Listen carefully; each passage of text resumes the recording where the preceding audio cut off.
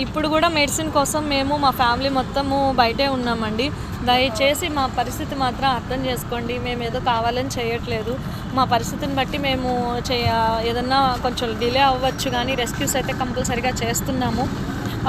ఇప్పుడు ఉన్న పరిస్థితుల్లో కొంచెం ఏదైనా డిలే అయినా అర్థం చేసుకోండి. ఆల్రెడీ ఉన్న డాగ్స్కి చూపించడానికే టైం సరిపోవట్లేదు. డాక్టర్స్ కూడా మమ్మల్ని తిడుతున్నారు, ఏ టైంలో వస్తున్నారు, ఇంత లేటుగా వస్తే ఎలాగా, మీరు ఇన్ని డాగ్స్ని తెస్తున్నారు, మేము ఎక్కడ పెట్టాలని కూడా అంటున్నారు.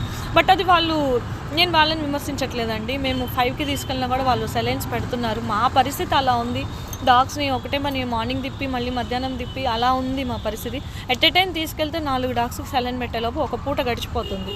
సో మా పరిస్థితి అర్థం చేసుకోవాలని గ్రూప్ మెంబర్స్ అందరినీ కోరుతున్నామండి.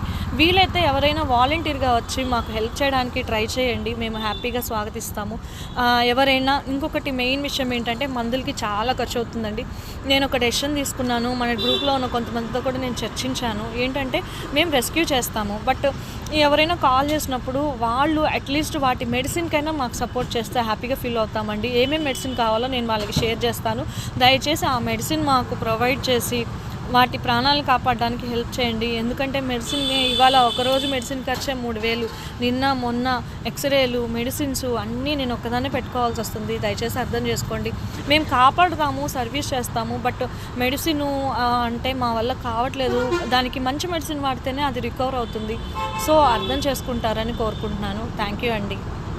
Save the animals foundation.